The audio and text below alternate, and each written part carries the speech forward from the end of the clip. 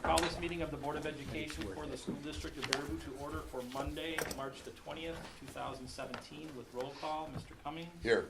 Mr. Coleman? Here. Mr. McNevin? Here. Mr. Meering? Here.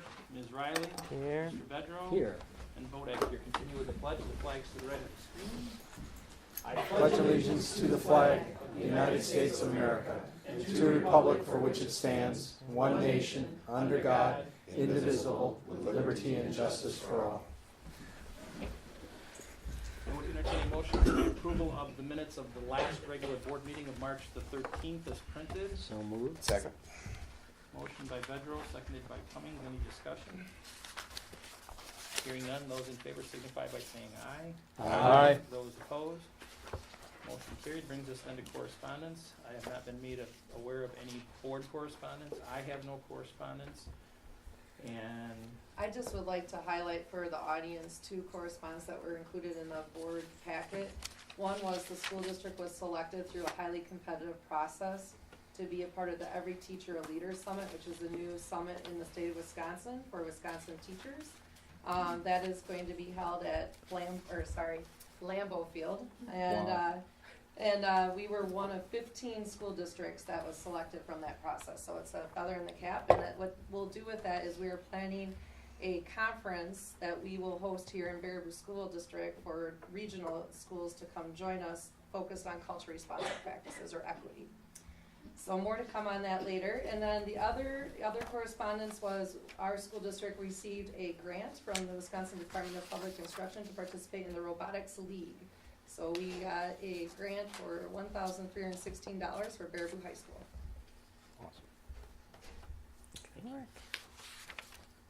brings us then to public viewpoints. Is there anyone here for public viewpoints tonight? I was not made aware, and I didn't know that anybody filled out a form, but I'll ask nonetheless. Anybody here for public viewpoints? Any public viewpoints? Hearing none, I'd like to move then to staff and student community recognition. And I'm going to turn it over to Mr. Carls. I'm going to ask just a few individuals to come on over, or just stand up if I can have Holly Anderson and Jory Ruff and Sarah Roth and Alex Paulson. Yeah. So, recently in a magazine, there was a wonderful article. The magazine's name of the magazine is Teaching Tolerance. There was a wonderful article in that magazine that spoke about how we can just recognize that inclusion and diversity, how that's a strength of school districts and communities, and how by recognizing that we can acknowledge how we're stronger together. And Sarah and Alex and Jory came together with me to discuss, read through that article and discuss a number of bullet points that they had in there that schools can, actions that schools can take and things schools can do to promote that mindset and to acknowledge that. And in doing so, we created a diversity / kind of inclusion statement that you probably have seen recently in the Thunderbird Thursday. From that, we kind of constructed that together, and Holly took it and created a really wonderful graphic that was also designed and posted in the Thunderbird Thursday, and we just wanted to honor them for their work. And next up, and this, Doug, I'm going to give you some credit here. Doug's like, I really love that, and I would love to see that as a poster in the front of each of our buildings. So that's a strong message to all those who come into our buildings that we are inclusive. So that's our next step. Holly gives me that look of pink. She doesn't feel good right now, but we have ideas about taking it to the next level. Holly's amazing. She'll make it look She great. will. So, but when I think of passion in this area, it's this group. And you guys are leaders and having some courageous conversations with our staff. And I really sincerely appreciate it. And it goes beyond our students and staff. I know you're out in the community doing the same. So for that, I thank you, Jory. You have a wall of these, don't you? And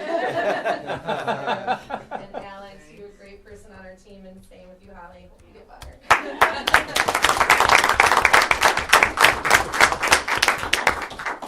Would you guys like to say anything? Can I say one thing? Yes. Because I always like to talk to Sarah. I just think that, when we came up with this statement, we weren't really sure kind of what would happen with it. If it would would be something that would be out to everyone in the district and put in the Thunderbird Thursday. We sort of just made this statement and we thought, well, we'll take it to the committee, the equity social work group that we have, and see what they have to say. And then all of a sudden there it was out there in the forefront, and it was of course posted on Facebook, and there's just been a lot of really positive feedback from all over. And so it almost made me tear up a little bit, and very proud that you supported it and that our district supported it and was able to put it out there for all to see. So I'm very much grateful for that. So thank you. Thank Tori. you. Thank you. And up next on our staff, student, and community recognition, we are here to recognize a student, and we are honored to have him with us tonight as a 2017 Herb Cole Educational Foundation Excellence Scholar recipient. Yeah, I'm Newt, gonna you turn wanna over to stand Laura. up? So this is highly competitive as well, and so Noop is getting an excellent scholarship. And just again for the audience, the recipients of the Excellent Scholarship have demonstrated excellence in the academic arena and high motivation to achieve, have displayed a broad range of activity and leadership outside of the academic setting, and have shown strong promise for succeeding in college and beyond. And Noop is very special to me. I think he knows that. His mom definitely knows that. But since my 6 years in the district, I think about decisions I've had to make for individual students. You have challenged me the most in my career, and trying to give you every opportunity that we can, because he always is ready for the next challenge. And I cried a little while ago. You want to tell him why? Yeah, so I got into Yale.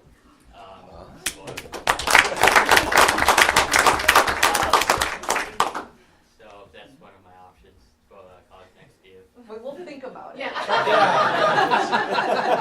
I don't blame you. Keep it an option. Fall back. Right. But with the Herb Cole Excellent Scholarship, he will receive $5,000 from Mr. Cole for his continued studies. So, anything else you'd like to say to us? Yeah, so I guess like I get the money, but the people that are behind me also should be recognized, just like all my teachers, my parents, all my supporting network. So I just want to thank them. Well, we're really happy to see you go up forward like this.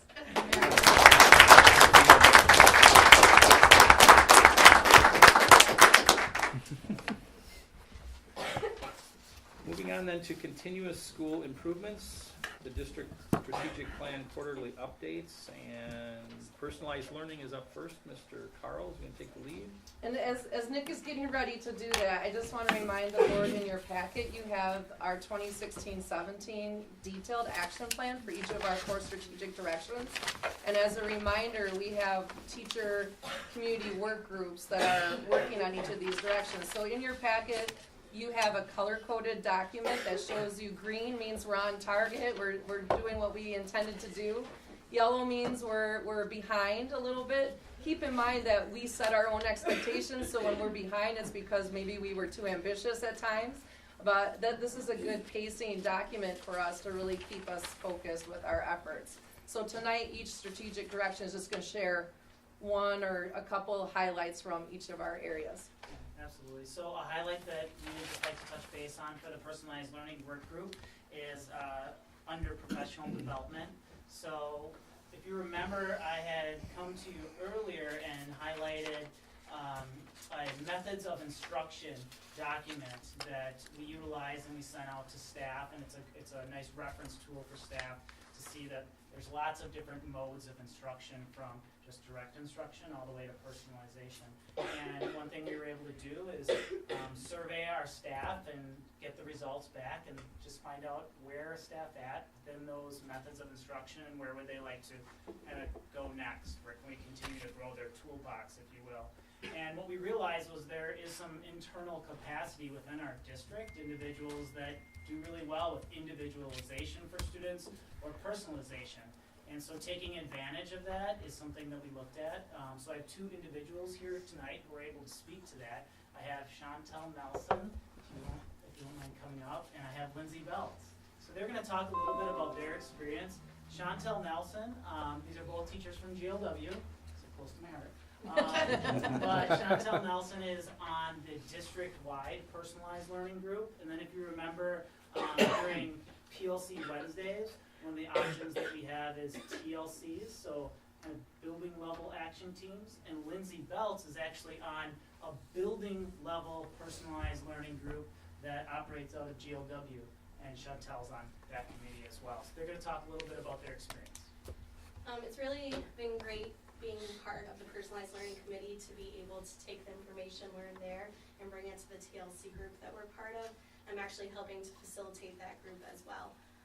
The methods of instruction graphic that we have created in the committee has been very beneficial, especially the fact that it's a circle and it shows that it doesn't have to be taught one way or the other, that all methods are important in learning. And so we've been relaying that information to the TLC group.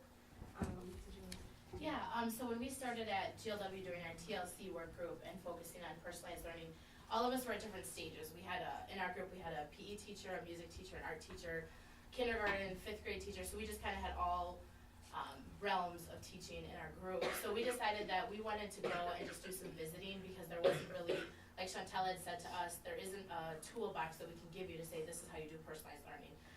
So we were able to kind of go on instructional rounds one day in February and just visit a K-1 classroom. We visited an art classroom at East and then a middle school classroom. So we got the full range of how they can incorporate personalized learning in different ways throughout the district. So that kind of helped us build our conversations and guide us in the direction we wanted to go.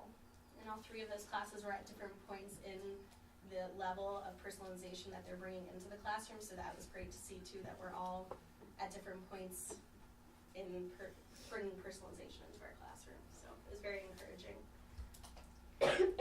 Thank you. Thank you so much, guys. Any questions, board, for the personalized learning group? Well, overall, I mean, the personalization that you're implementing, and obviously you're moving along a continuum, so obviously you may not be at the final stages. Is it really making a big impact, you think, on our students and our approaches? I think that we have a long way to go still to implement it into our classroom, but I think we're making the right steps towards it. There was an educational component Sure. that I felt needed to be in place, and I think we benefited from that in our TLC group this year. I can speak personally. I see the kids very excited about setting goals for themselves, and I teach kindergarten. So Sure. for them to then carry that hopefully next year into setting goals, I think it is very beneficial. Good. Are there resources that we could provide or that the district could provide that would enhance the operation or speed things up or be of benefit to the teachers in particular, something they could rely on? For me, I teach 2nd grade, so still at the primary level, but I really had to go back to, we did a lot of talk in our classroom about growth mindset and just getting the kids ready to accept challenges that are coming their way, and that's a learning process. It's not a bad thing to not know what to do, but it's a bad thing to not try. So that's kind of where I started with my 2nd graders, and then that built the capacity for them to continue and want to learn and move forward. So I started way back there, and I see if that's a continuation or we start that in the primary level, I could see them being able to do that more and more as they get older. But in terms of providing resources, I think allowing other classes to go and see, That was huge. participating in instructional rounds and continuing to foster that would be extremely beneficial too. So. Great. Okay. Awesome. Thank you. Thank you, guys. Thank you. Thank you. Mr. Olson then on community partnerships. I work with a great group on community partnerships. One of the things that we're working on is trying to make a volunteer database. And there's a bunch of reasons for that. We want to get the needs out there to the community really clearly as to what our volunteer needs and opportunities across any and all of our school buildings. We want to be a little more systematic about it. We want to be able to better advertise it to our community members, and not only our parents, but others in the community too. We have, at West, we've been testing it with our current volunteers, and our staff has had a try at it too. Basically what it is, with the help of Matt Pellin, we've created a Google form that basically just runs volunteers through a few questions, and it really helps us to hone in on what exactly are they interested in volunteering for, how much time are they willing to dedicate each week or each month or periodically throughout the year. We also have, I think the tool is also educational to anyone filling it out to kind of let you know what our needs are at the school. There's also a place for them to click on a link to take them to a background check and to the board policies on volunteers too. So we're trying Nice. to house all this in one spot. Kathy Andreessen at North Freedom and their staff are also taking this version and adapting it a little bit and trying it out at North Freedom over the course of the next couple months too. It's a little hard right now to try some of this out because all schedules are really set in motion and a lot of people already have volunteers that they're looking for, but we really feel confident that we're going to pick up enough new things about this volunteer database that by the time the summer hits, we should be able to share back a little more learning with everyone and see if we can potentially roll out this and versions of it or similar versions of it in our other schools too. Am I missing anything, Lori or Holly or? No, that's great. And somewhat related, and it's we have a career day coming up, and I did include a draft of that day in your packet. It's April 7th, it's a Friday, for Baraboo High School students, 9th through 12th grade. When you look at Glenn, and I mentioned this, he gets really sweaty, because it's gonna be a very intense day, but you'll see that in the agenda, we have a very action-packed day with a keynote. We have rotations where students will be going into the gymnasium and like what you would see with the typical career fair with booths and tables that are led by a number of local business leaders and community members. We also have an employability skills panel, so members of the community who are going to talk to the kids about what they're looking for in future employees. And then we have a series of career presentations that are focused on all the different career pathways that students might have interest in, and they're going to have the ability to listen to 3 different presentations. We are probably close to 50 community members that are volunteering their time to come in that day and help us with that day, so if you can make time, it'd be great to come in and pop in and see what that day is all about, so you have that in your packet as well. The think tank around the career fair, I just sat in on it one day, and it's amazing. A lot of high school teachers that are really just running with this. It's pretty cool. There's so much excitement and enthusiasm about this. It's gonna be a great day for the students and the community as a whole.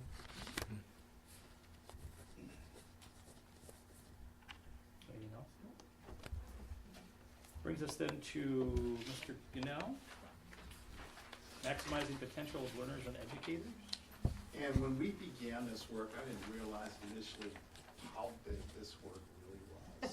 And we've gotten in and we've really stretched our capacity, but we're focusing mainly on 3 areas: responsive use of data, accountability feedback, and personalized growth. And there's a little bit of overlap between what we're doing with personalized growth and what the Personalized Learning Committee is doing. So we really focused on the other 2 areas. And in regard to responsive use of data, our focus has been on really rolling out our academic plan. And we developed a scope and sequence, grades 6 through 12, for how do we roll that out with our staff. And we started a couple of years ago when we started the careers course at the middle school because we knew this was coming. And then what we've done is branched out. We have a group of people who've worked together to develop that scope and sequence so we can look at what avenues we can take as kids progress through the system to add to that academic and career portfolio that they're creating. So we start in 6th grade with that careers class, and then how do we build that so that when a student graduates, they have a full, rich portfolio that they can take out into the world of work or into secondary education. And we use career cruising, which Stacy came in and explained, very rich source of information for us. And right now, our main focus is how do we then integrate that into different grade levels. So we have a plan that goes all the way up through high school, and Nick can speak to that a little bit. We have a plan that's We got it, all right, they're there. And we have time built into our PLC Yeah. calendar for teachers to, at both the middle school and the high school, to then take that plan and have some time to discuss it within their department levels and say, okay, how do we actually put this in place? What are the activities going to look like as we go into next school year? So that's scheduled, and we're ready for them to start that work. Additionally, as another piece that's on the maximizing the potential of all learners and educators, under there is educator effectiveness, really taking a look at that. How are we doing educator effectiveness this year, and how can we leverage that structure in a meaningful way to have really quality coaching conversations with teachers. And so Teresa's going to be here for just a moment. She's going to She talk needs about help getting up what there.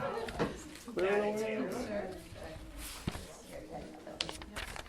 We need a bubble around her. And this is kind of that second area of high fidelity feedback.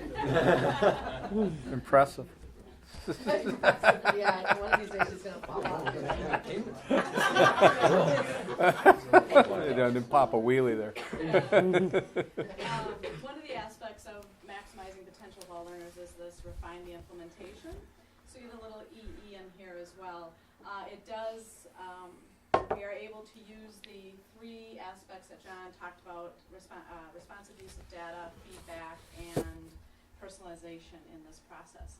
So just give you a little context again on evaluations for teachers. If we consider that teachers teach about 1,000 hours in one school year, use that as a marker, then what has been typical is that in 3 years, they are observed 1.5 of those hours. As you can see that little red box up there, so that is 0.0005% of 3 years of teaching. And so if you consider my 35 years of teaching, I've been observed for 1 school day.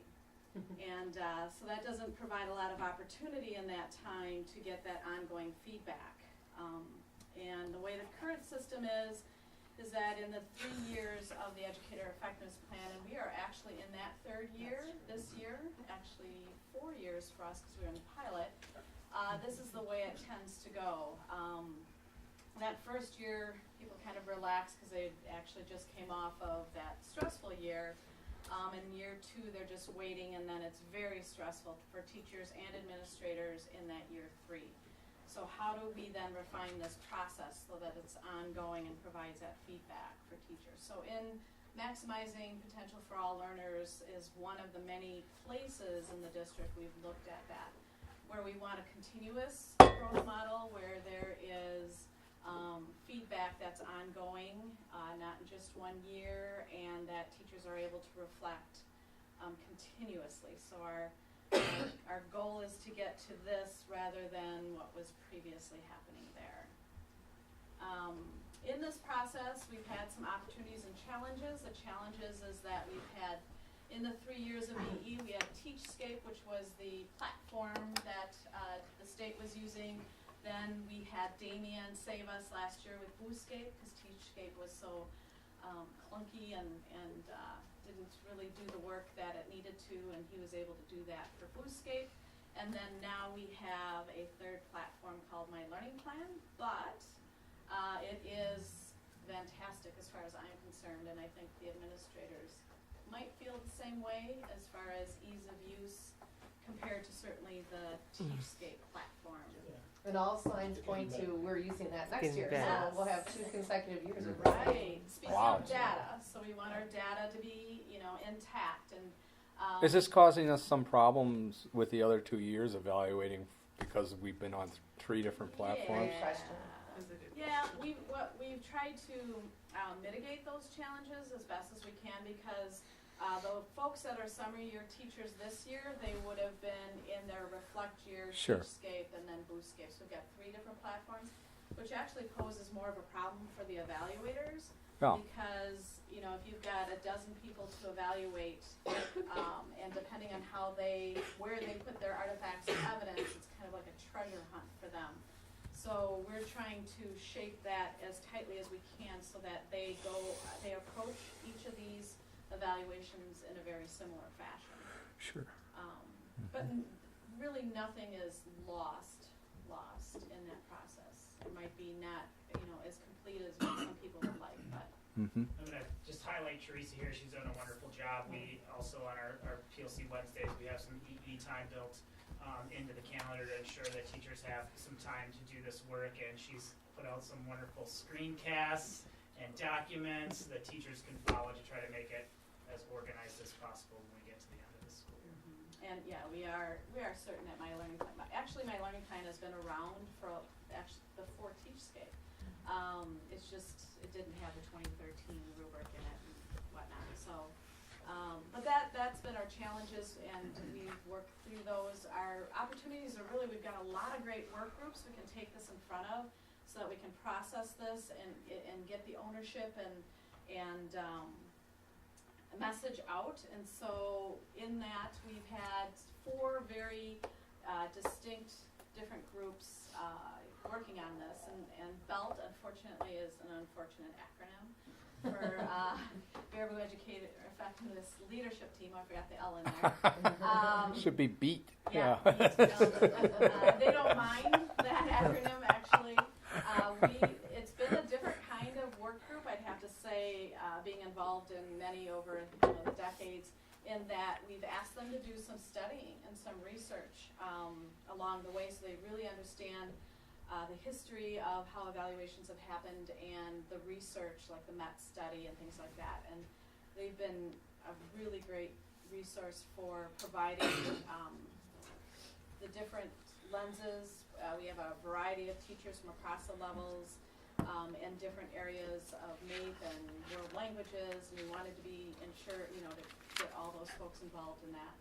Of course, the district leadership team, this strategic direction work group, and then in April we will work with the DCC on getting their feedback on how might we construct such a EE process that we are doing a continuous model, and the ownership, the personalization that the teachers should have. So before does anybody need to say anything else? Who comprises the curriculum council? Those are folks that have been on that team for 3 years. There's a leader in each content area, and there's an application process that they go through. And so I meet with them on various topics, this being one of them.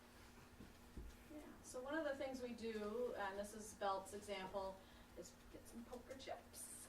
And the red ones are walkthroughs, I think, and the green ones are minis, because we have to have a certain amount of time in the classroom observing.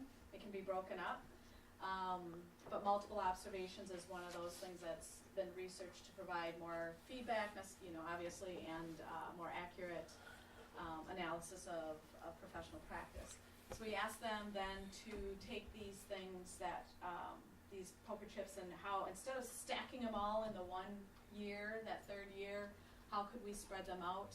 We also, you don't see here, but we have a menu of some great things that are already a part of our district, like the instructional rounds, walkthroughs, a lot Learning of the coaching, walks, the coaching that happens that can also support this, so that not all of, it's not the burden on the evaluator to provide the only feedback to teachers, that they are able to get feedback from their peers, which we know, like kids, teachers as well respond to fellow teachers' feedback. And so that's just an example of one of the possible scenarios. So now it's a matter of shaping that together and putting it in My Learning Plan, which we'll have to configure this summer, and move forward from there. Any additional questions for Teresa? Awesome. It wouldn't be anywhere without her, and I thought I was going to be without her for a long time. No, I don't know what retirement might be like, and I don't like it. Don't tell me that. Good. Bring that up to the front, we'll drop a V. Okay, brings us then to Modernized Community Campus update, Mr. McNevin. Well, I didn't want to say it out loud, but we're clearly the fun group. And so one of the things that we've discovered is that the makeup and the structure of the Modernized Community Campus group changes, as well as our focus. We zoom out and we zoom in. You know, we started, and it's a lot about the process that we've implemented and the board has implemented, and it's a continuation of that process. And what we do is evaluate on a district level by surveying all staff members, gathering that information, putting together a plan to talk to the community. We roll out that communication plan and that survey to get the feedback from the community about the prioritization and the extent of the improvements we want in the buildings, engage the level of support, and then we refine that into a referendum. And that starts with a really wide community group that gives us all kinds of input to help us craft that.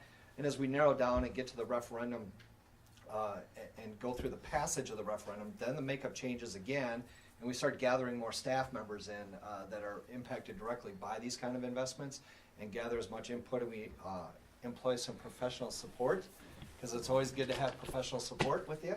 So we've got our architects and our builders here tonight, which is really exciting, and you'll hear a lot of good stuff. And that's the fruition of our efforts, is to see what they're going to present tonight. But that doesn't mean that we stop there. We zoom back out. After we get through this keyhole and get this project done, we zoom back out and start the conversation all over again. Because we are a very substantial district with a lot of great assets for buildings, but they need to be modernized. The last one was in the 90s. And so the last significant one was in the 90s. We did the $10 million upgrade for safety and security and entrances to a lot of buildings and parking lots and roofs. But this is the first substantial investment, and then we'll begin the conversation when we complete this one. I would say shortly after, some would say a little bit further after, but that's to be decided. So that's where we're at. You'll hear a lot more tonight as far as the details.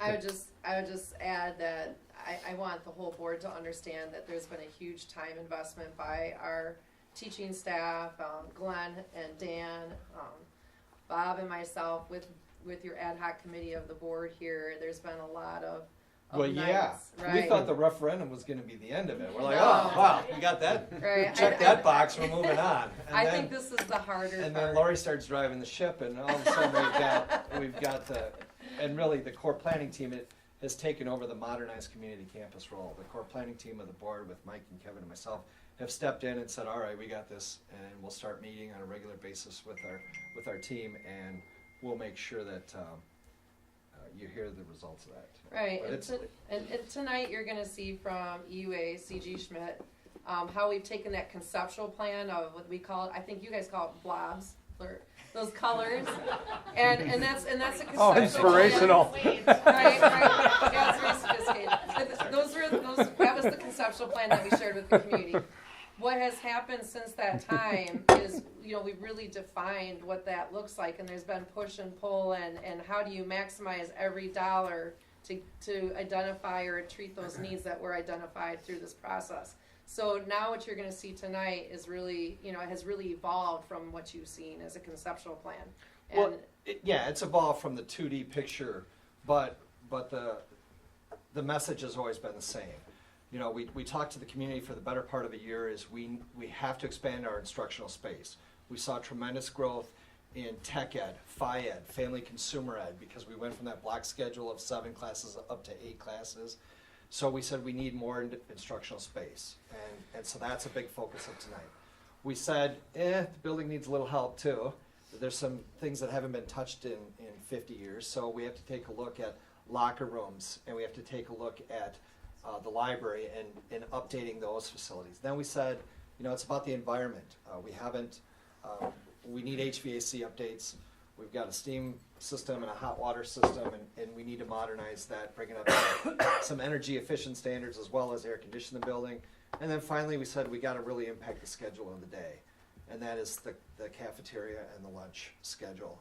That's a bottleneck at all buildings, especially so at the high school. With 3 lunches, we want to get down to 2, because that buys us time, and you can't buy that any other way than that. So, keep those kind of in mind as we go through this and see if we hit on all those targets. Yeah, sprinklers in there too for safety too, didn't you, Sean? And we sprinkled the building, yes. we sprinkled the building. Not yet, but we will. Okay, and obviously we will have more on that coming later under reports as we move through the agenda. Brings us then to reports, and first up is the 2017-18 budget planning update. Mr. Avery.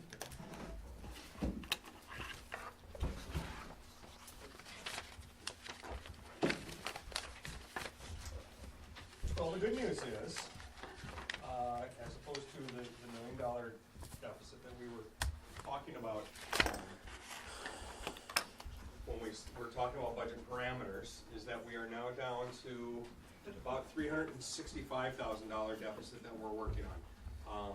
Because of a lot of the changes that we've been making, either at the district leadership team level, as well as input from the finance committee and from the board itself. So the top half of this chart basically identifies how we started, where we started out, and this is where the $1 million deficit is. And there's a number of actions that we've taken and decisions that have been made that have brought that number down. I'll just quickly highlight what those are. The governor's, the first item is the per pupil increase, aid increase that was part of the governor's proposal. The governor's proposal, if you recall, was for $200 per student. To be conservative, we are budgeting for $100 per student. For us, that translates to about $300,000 in additional revenue. The second item is retirements, resignations, and other staffing reductions. With that, we have 3 individuals that are retiring this year. We're also looking at a decline in FTE in math of 1.0 and a reduction in high school science math of 0.5. We also had a change in our administrative assistant staffing at the middle school, which is going to result in some savings. The third is the bus contract renewal. We talked about this before. We estimate that we're going to save about $10,000 on that contract renewal as a result of changing how we're buying fuel for the school buses. We've identified 2 budget adjustments so far that are going to result in about $54,000 in savings. The first is our auto contract budget. The budget was for about $30,000. Our contract for this coming year is for $16,000.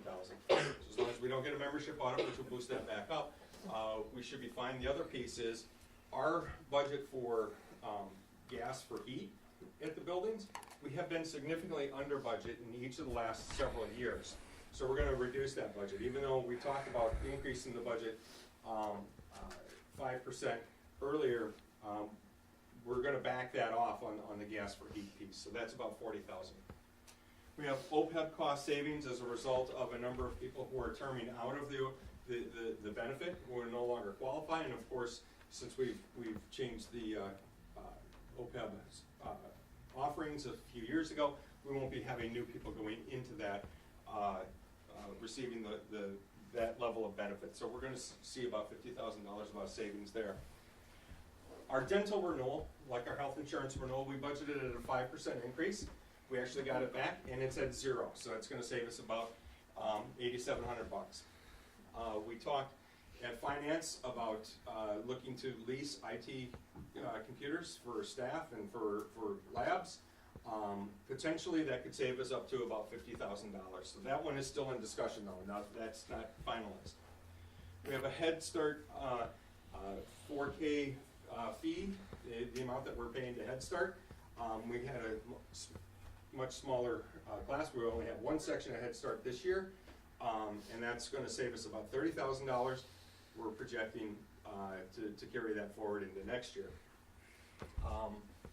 And then that is it, except for one addition to the budget, which was approved a couple of months ago, which is to increase compensation to our 4K community partner programs on a per pupil basis. I believe it's $10 per pupil, so it's about $2,000 more in our belt contracts.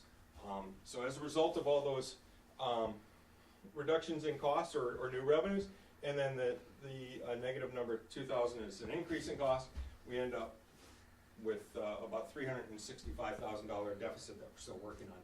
We are hoping for good news later this week. We'll be meeting, the personnel committee will be meeting to review updated numbers from health insurance renewal, and we're hoping that we can get that under the 5% as well. So once we know what those numbers are and we have a recommendation, we'll plug any savings in and hopefully reduce it further. And of course, if the legislature approves the governor's proposal of $200 per pupil, that's another $300,000 in revenues, and you know, we'll be sitting real good. But again, this is all still really up in the air. It's almost like we're printing money. We have to wait until I'll talk about that in a couple minutes. Next fall, when we have our enrollment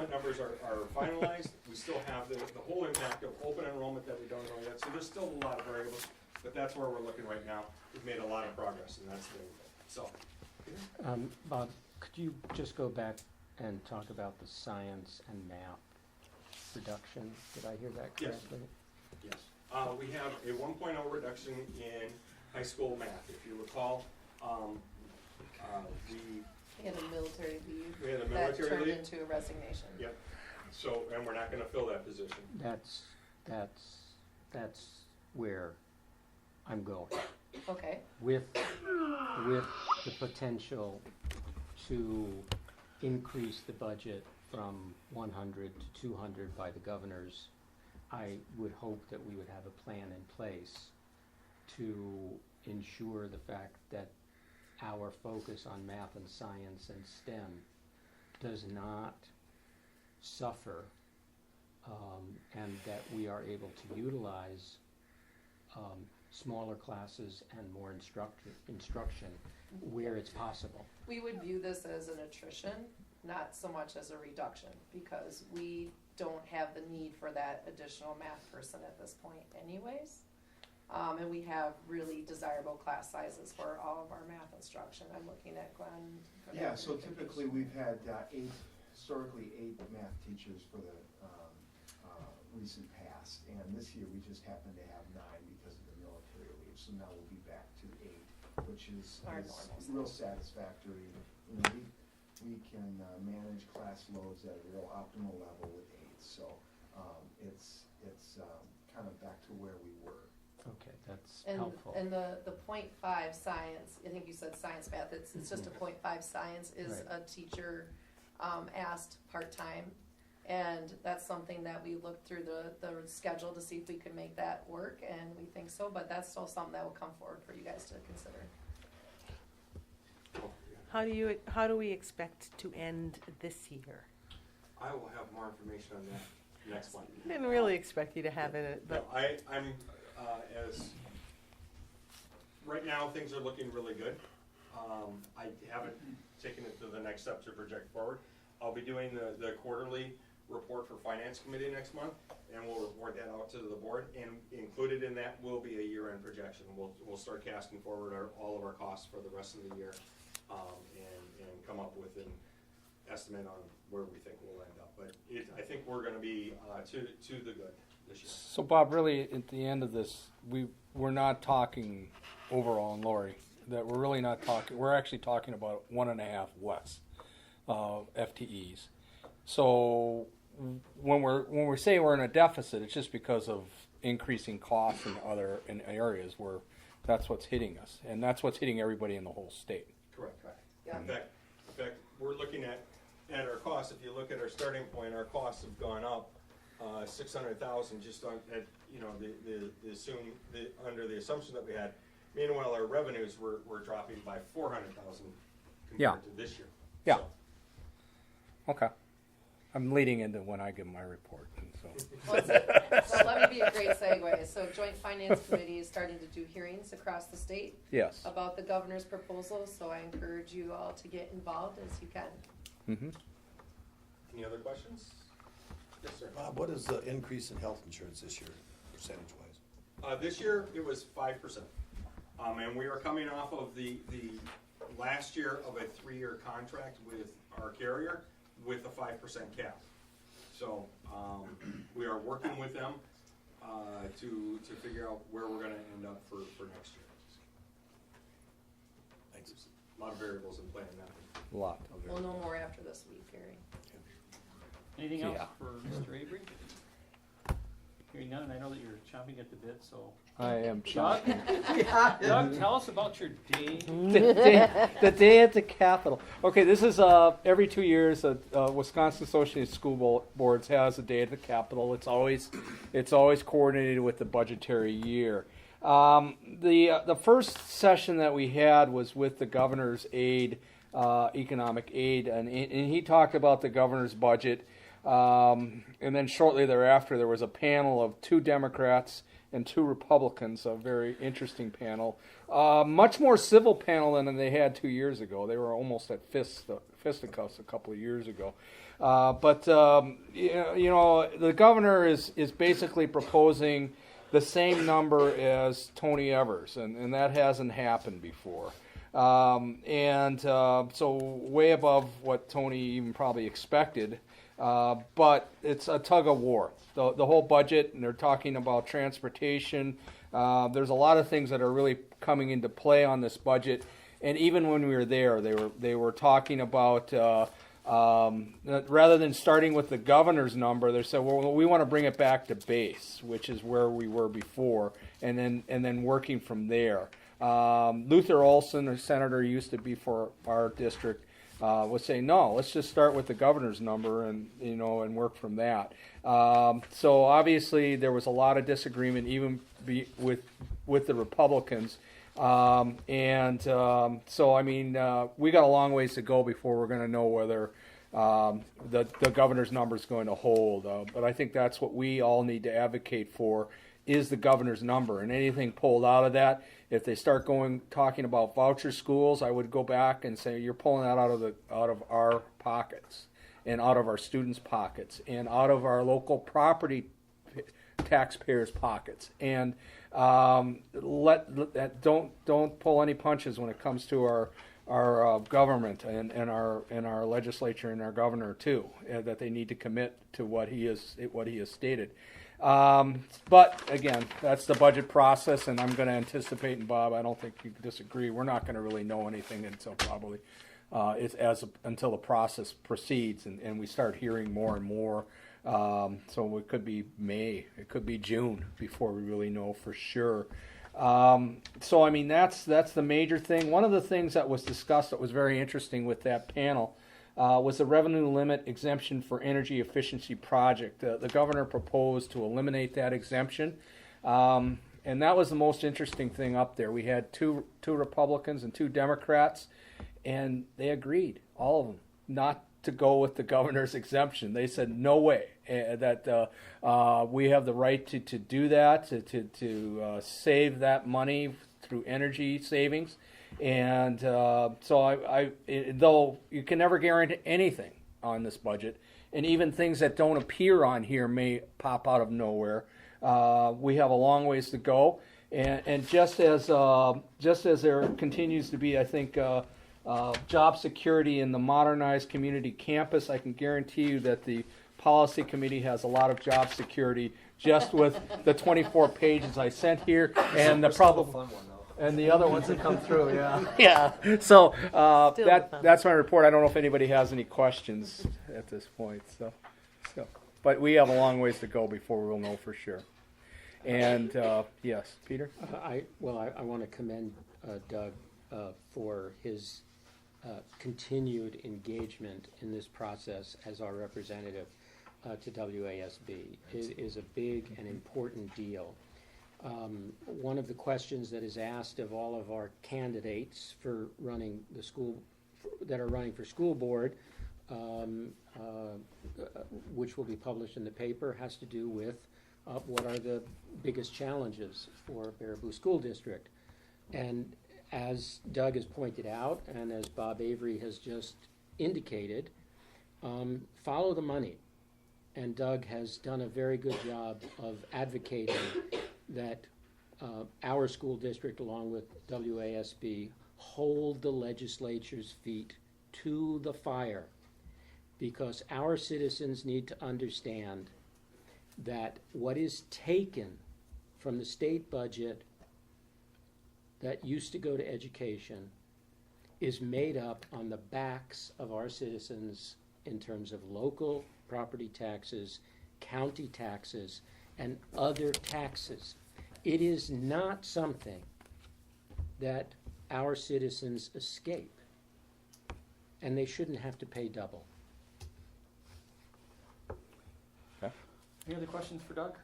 Yeah, that was a real question, wasn't it? Thanks, Doug. Thank you, You're Doug, welcome. for your You're work. welcome. Yep. Thank you. Brings us then under reports to self-evaluation of the status of the pupil non-discrimination and equality of educational opportunities. Ms. Scott? That's a mouthful. Isn't there an acronym? Thanks to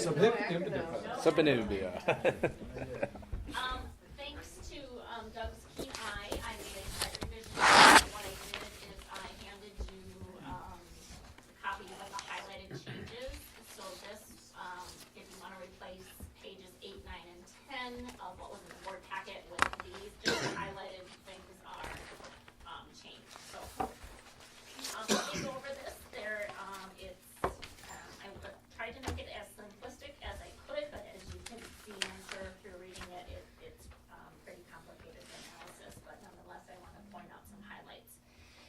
So on page 4, I just want to point your attention to our school demographic data for the last 3 years, broken out by gender and race ethnicity, as well as our English language learners and our students with disabilities.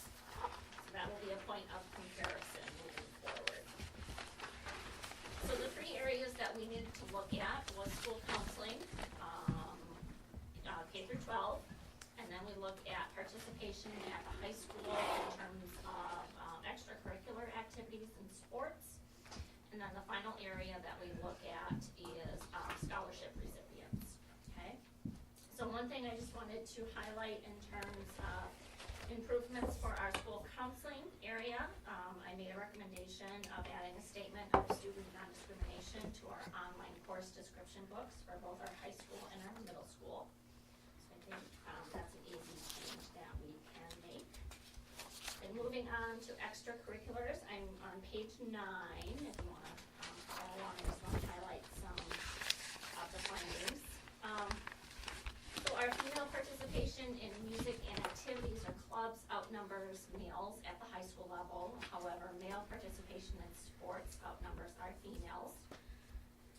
Our Hispanic participation in music, activities, and sports has steadily increased over the last 3 years, which is great. American Indian and Asian participation in music, activities, and sports has increased 2 out of the last 3 years, so again, trending in the right direction. Hispanic and Asian students are underrepresented in extracurricular activities for each of the last 3 years, and Black participation rates have declined this past year in the areas of music, activities, and sports. And our students with disabilities are underrepresented across all areas of extracurricular. So those are some of the key areas I wanted to point out. The other thing that came to light through the self-evaluation is we are not tracking this data at the middle school level. So that is a change that we will be making moving forward. So I've already talked with John and Dave and Jim Langkamp about how to track that information. Is that a requirement, or that's just something we're doing? We should be examining the data for both our middle school and our high school as part of this self-evaluation. Okay. So, Okay. Then moving on to page 11, I just wanted to point your attention, it's pretty staggering to see the amounts that this district awards in scholarships each year. So I think that's a big feather in our cap for all of the financial assistance that we are able to offer our students through scholarships. Danny, what was why were college awards so huge in 2013-14? What? Private school tuition. So someone got probably a full ride from a private school. Yeah. Just like Right, one it could be swung one it. student Yeah. that, yeah. No, that couldn't have swung at that. Our Hispanic, American Indian, Asian, and Pacific Islander and students with disabilities are underrepresented in scholarship recipients. And when I say that a particular group is either underrepresented or overrepresented, I am comparing that percentage to our student body percentage that you saw on page 4. So the numbers are either coming in higher or coming in lower based on their participation or recipients of scholarships, if that makes sense. Mm-hmm. Okay. I'm So sorry, Black students were actually overrepresented in scholarship recipients in 2 out of the 3 previous years. Ooh, which ones? Black students. Okay. Okay, and then students of 2 or more races were also overrepresented in scholarship recipients in the previous year. Okay. Peter, did you have a question? Well, I just was, the data is being compared to our own bucket? Our own bucket, yes. Not similar Correct. buckets? Yep. So when we talk about over or under, it is only limited to our own, and that fluctuates with the numbers of students from different Year to year. arenas that Yep. come in and not. And so overrepresented and underrepresented can, in essence, be meaningless. Okay, thank you. They can very much vary Yeah. year to year. I did include the data and the charts in the back, and again, I know they are very complicated to try and understand. I did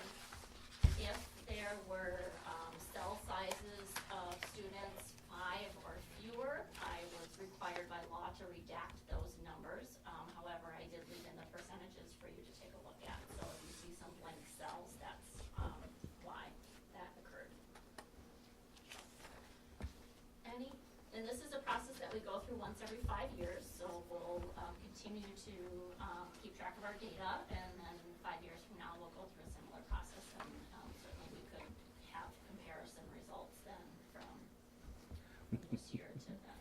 Danny, from your perspective, and for the district, what would you say are the few things that this process gleans for us that is of value?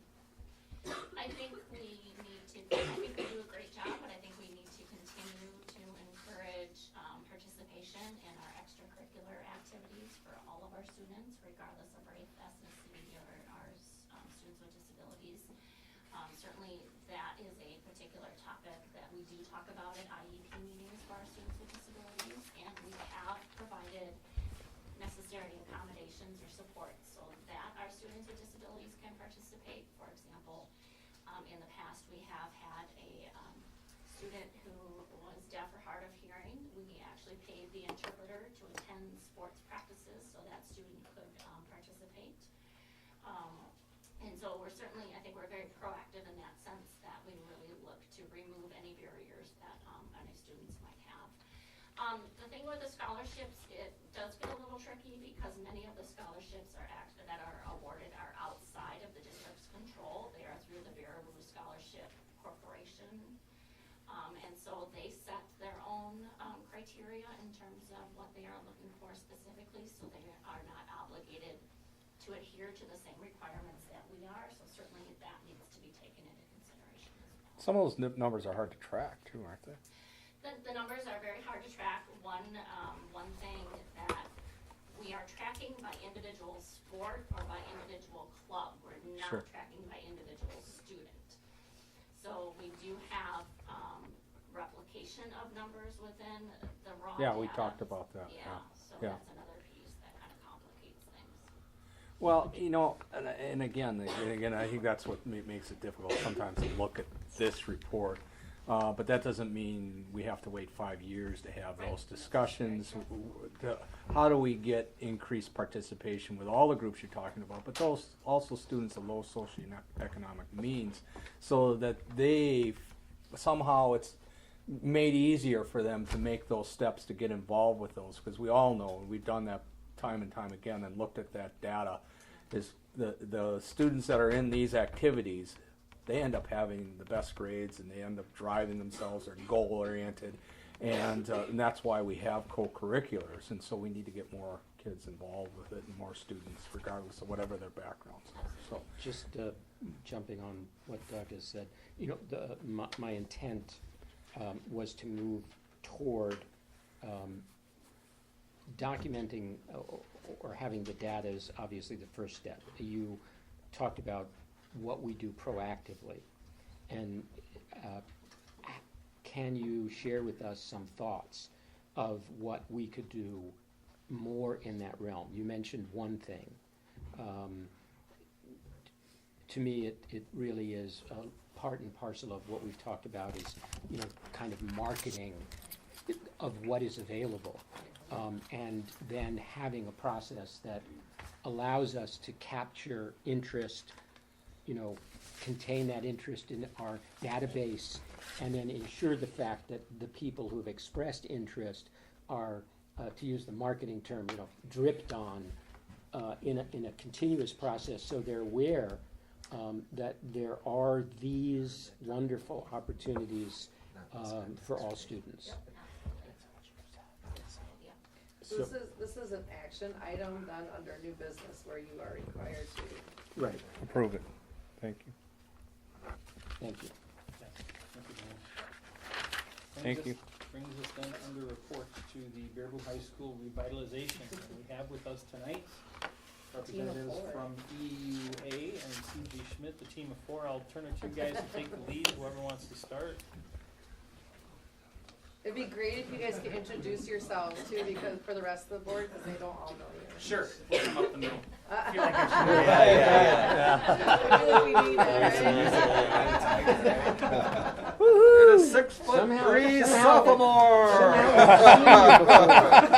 from CG Schmidt. While you're doing that, I'm gonna turn some air on because it's getting really warm. Again, Bob Weigert from Epstein Union Architects. I've got with me tonight Brian Hearn, who is one of our designers, getting the computer set up. We've got Brian Delzer. Brian Horace. I'm sorry. So Brian Horace, I'm a construction project manager with CG Schmidt, and I'll actually be out here building the facility when we start construction. I'm Ben Delzer, project manager with CG Schmidt also. Sorry, I knew that. Yeah, you saw him, looked at me.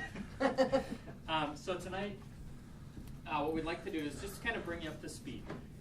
Obviously, well, I don't think I've been in front of you actually since the referendum. I think you're right. So what I want to do is just kind of walk through the process of where we kind of started in November and where we are now. Brian's going to walk through the design and a little bit about how we got to what you're going to see as far as some of the imagery goes.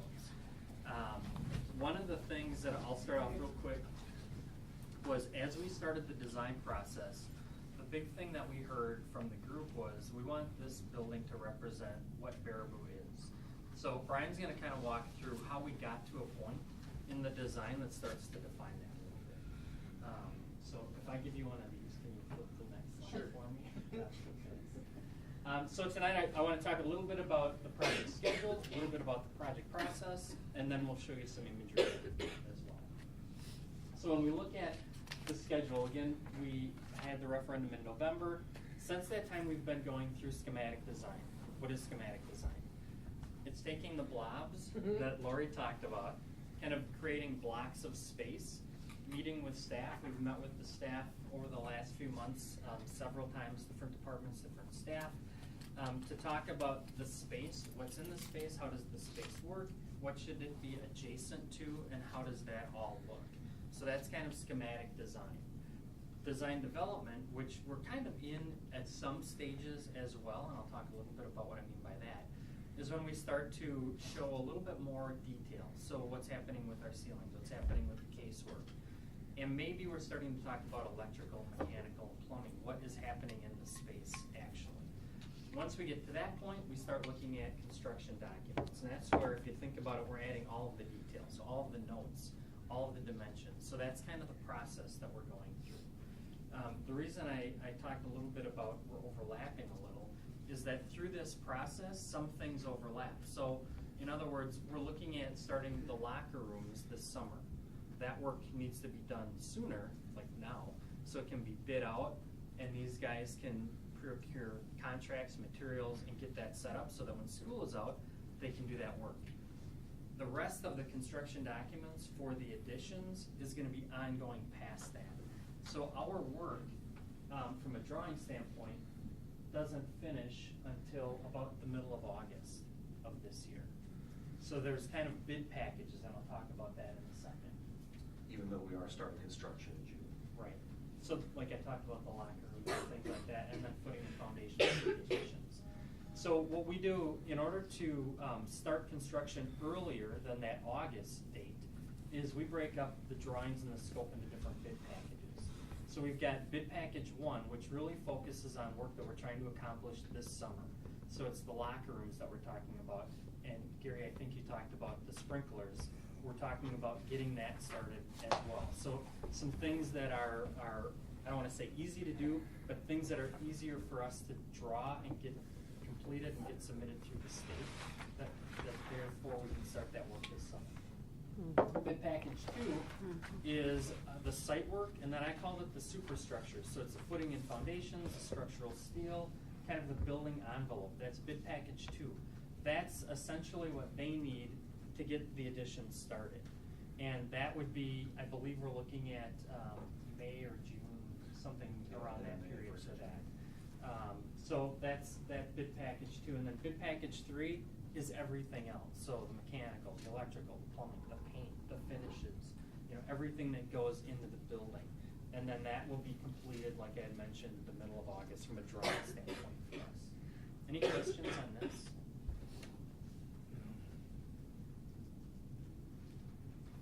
What's the next slide?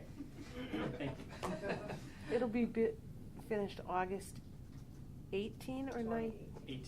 18. Yeah, so our drawings will be done Yes. essentially this August. Yes. Construction will be completed August. That's what I understood, yeah.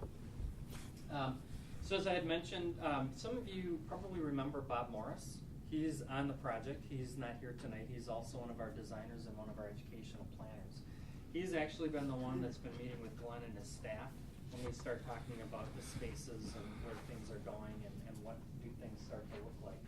So this is a color-coded plan. You can start to see some of the spaces that we've affected. And I'm not going to go into every space, but just kind of a couple of highlights. You'll notice that the library, for instance, doesn't necessarily look like the library anymore. We're relocating that to where the current cafeteria is, up above on the second floor. We'll show you some imagery of what that looks like. We've got the new commons area that is shown here, and you'll notice this is essentially the existing space, so we're more than doubling the space that you currently have. And I'm really excited to show you some of that. And then as we start to work off to the left, that's where we've got the art, tech ed, and the family and consumer science. The locker rooms, like we talked about, are in the middle, and then the fitness center is up towards the top. So I'm not going to get into every space, how it works, but essentially that's what we're doing. So this is the second floor plan.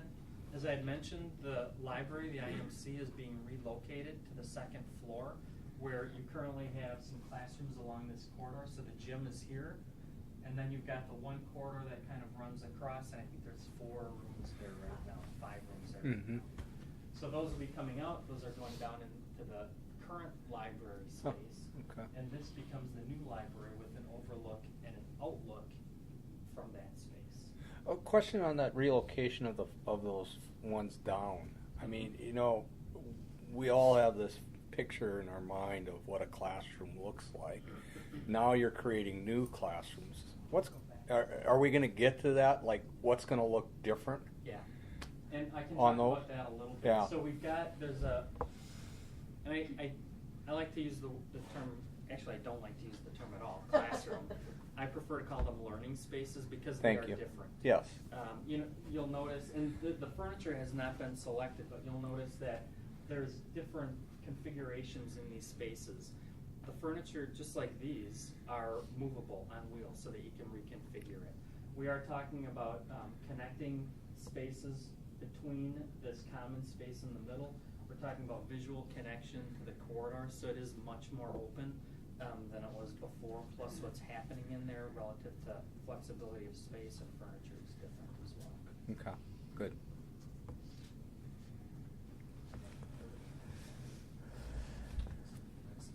Okay, so I talked a little bit about the design. The very first thing we do at Upside Union Architects when we start a project is we aren't building our building. We're not designing our building. We're designing your building.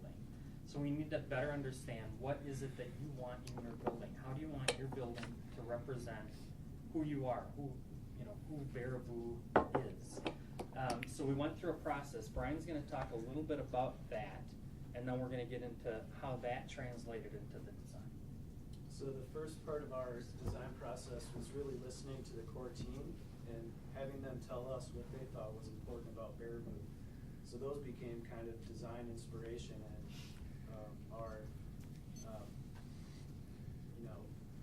the way for us to start to formulate the design concepts. These 3 slides are just kind of the highlights of the main ideas that we took from their input about Baraboo. First is that the community is a very distinctive spirit. It's forward-thinking.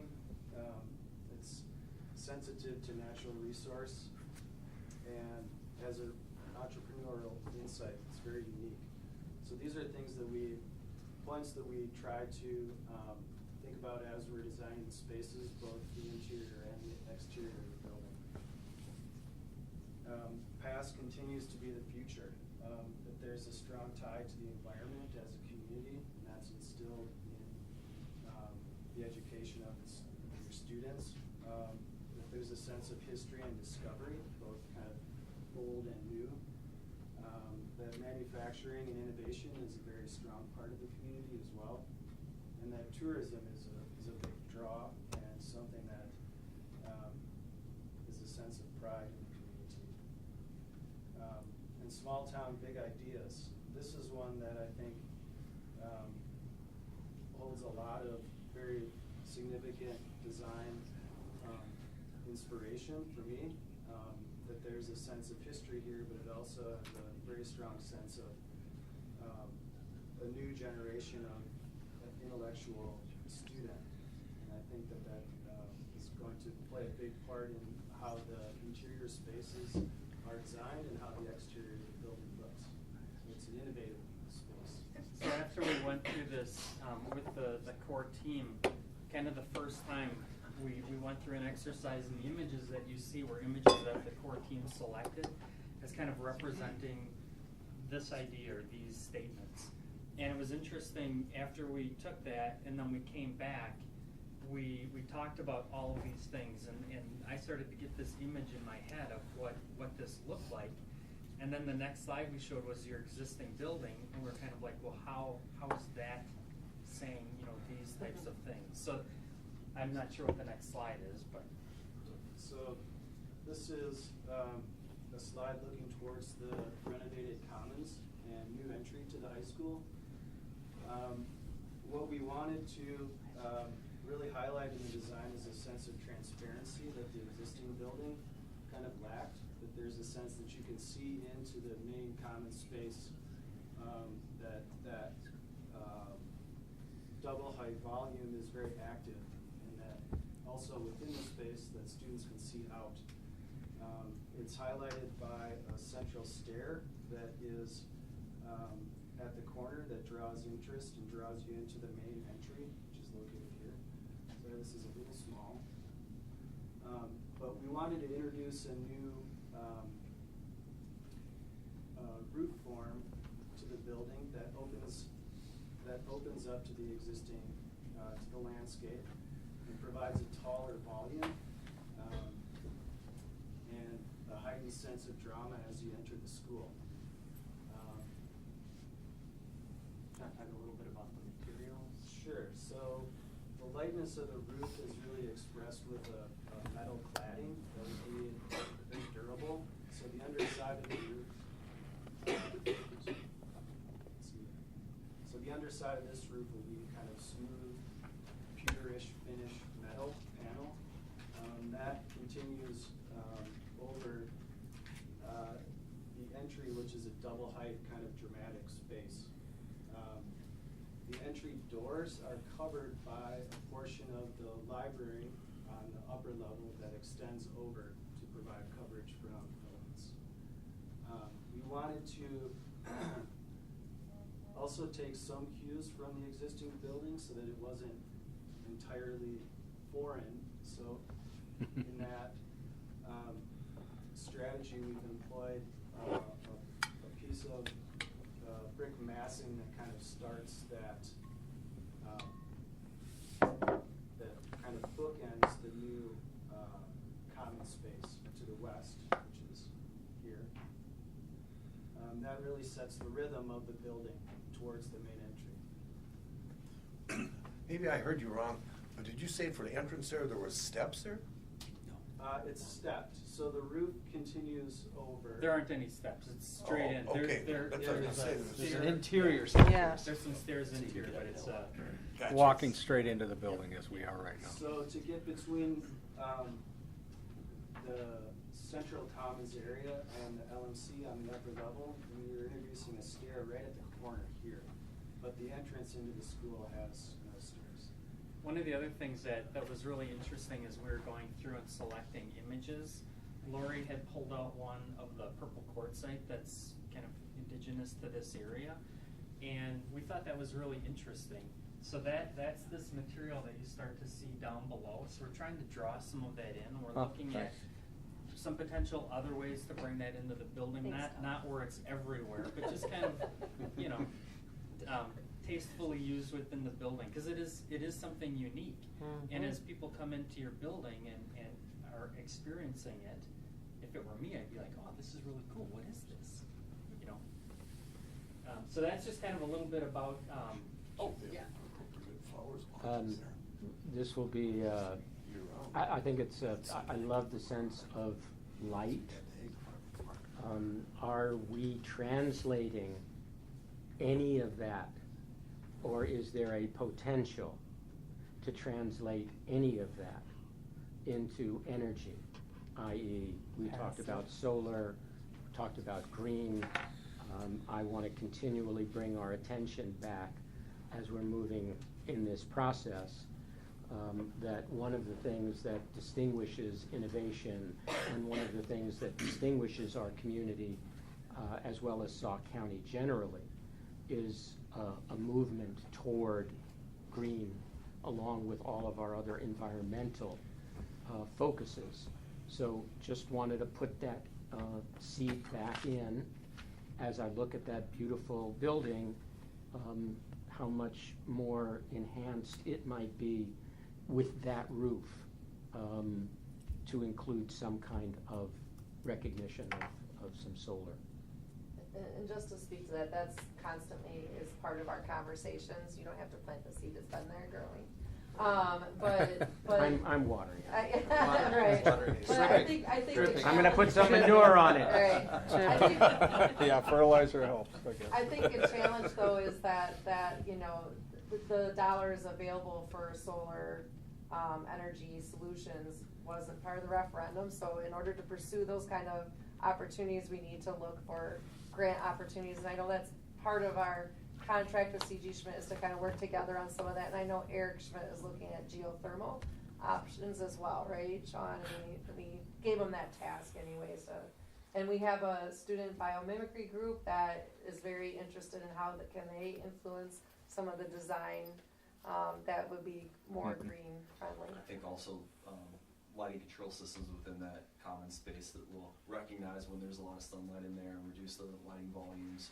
And then also like light fixture selections with LED type fixtures that come just a really Right. long ways in the last 5 to 10 Right. years. That it's amazing that the efficiency you can get out of those types of materials as well. Well, and that faces directly south, does it not? Right. Yes. There's Yeah, there's that's a- significant passive solar benefits Yeah. without an active system. So, you know, I recommended, and I believe that the committee did invite Mark Hansen to make a presentation about what his organization is doing with other schools, and the Sauk County is also moving forward in these projects. I do not want the Baraboo School District to be left behind. And all I'm asking is that it be not just considered, but that it be a focus. And if it can't happen, it can't. But by God, you're gonna hear a pushback. There are grants, Wisconsin Energy, there are ways in which it does not involve the funding having to do with the referenda, that we can independently move in a direction to add solar, but it has to be coordinated with what you're doing, right? It can't be after the fact. It has to be continuous engagement so that it is seamless.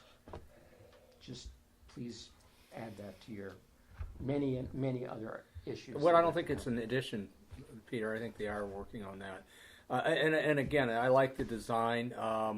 You know, we were talking about lighting and, you know, the fact that there's going to be energy savings that are going to occur for that. But, you know, primarily we're here as a learning institution, and obviously, and you can address those things. For everything I hear, natural lighting is the most conducive for great learning. And I see a lot of natural lighting in there. And so, yeah, there'll be some energy savings as a result of it. But there's also going to be great learning as a result of being in an environment such as this. Mm-hmm.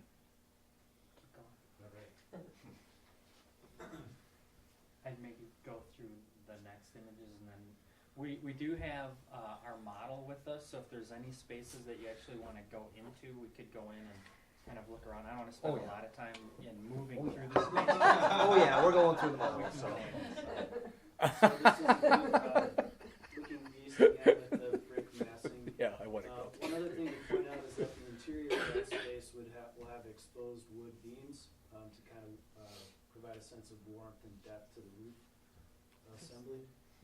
Nice. Here is a view inside of the student commons looking towards the vestibule. Yeah. and then the stair, and then you'll notice the library up above. Wow. That Yeah. overlooks. Mhm. So all of that glass, that two-story space, when you're in that library, you're gonna be able to see out. You're looking right at the bluffs. Obviously, yes, that'll be awesome And up the there. And you can't see the traffic or the parking lot when you're in that environment, because you're way above Yeah, it. yeah. Yeah, I'm sure it'll be a great view. So this is moving towards, the student commons extends underneath the library, which is above here. We're also working within the existing column grid of the building. So what you're seeing here are steel columns that are wrapped with with wood to also kind of warm the space. This is a view down into the commons, looking at this stair from the LMC, the library, open to below space. Above, in between the columns, are kind of dropped wood valance that help us to hide mechanical ducting in the space.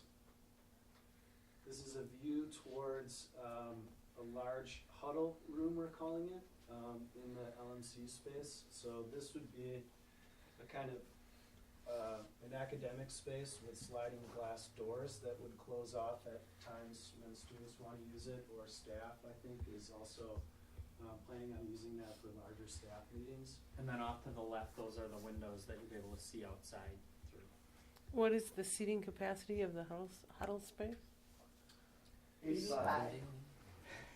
I Okay. have to count the seats. I guess it was. But Glenn Is and that I a guess have generator question? reliability on this. Okay. You sure about that? It was 70, but you gotta sit in someone's lap according to that to get to 85%. There's also another small huddle you'll probably show too. Yeah, there's a couple of ones. So this is looking west in the library. This is looking directly out over the top of the commons below.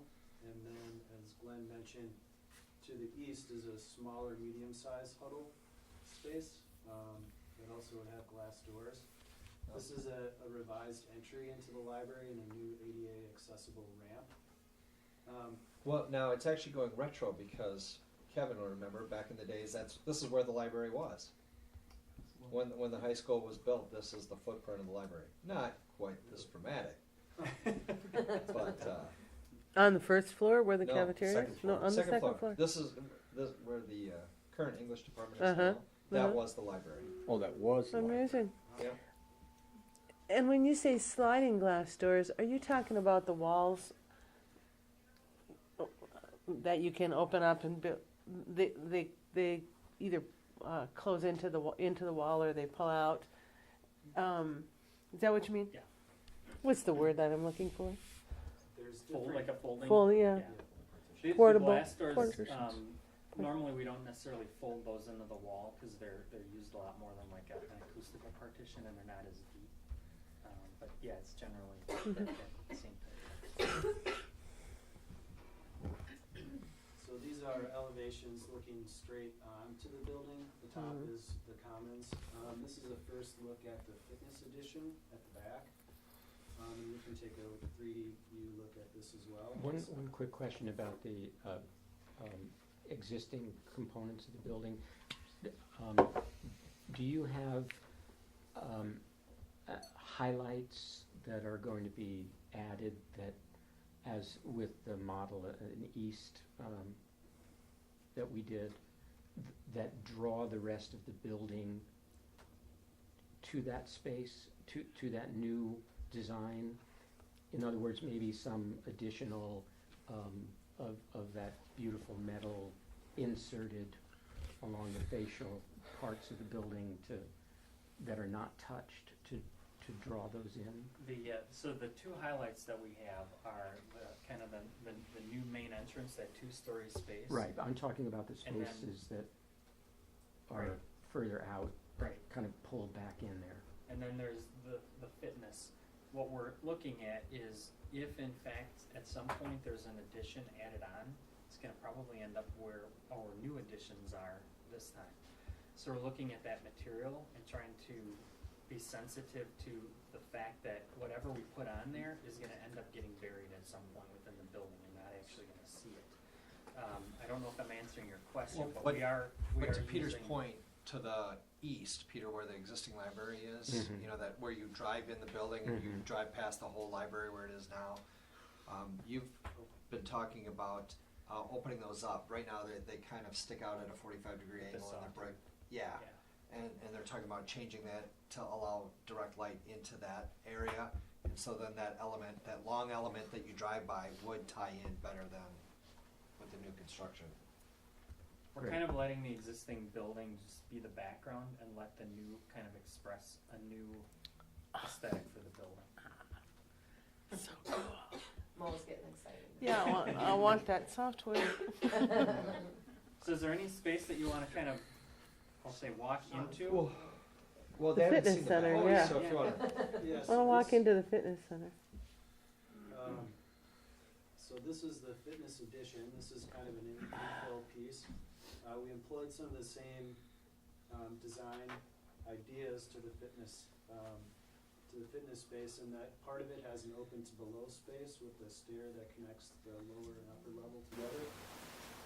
Also has this slightly sloped roof to kind of open up to the landscape and allow views in from the football track area.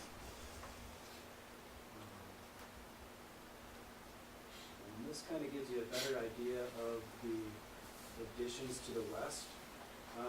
So this is the existing special ed space. This first volume is one art room. This is two art rooms together. This is the construction tech ed space. And this is welding. And back in the renovated areas of the building is going to be the Project Legal and STEM spaces. FCS is in the renovated portion of the building here. So what we wanted to try to do was use some of the same design language with a similar type of dark metal for the windows themselves and the window infill.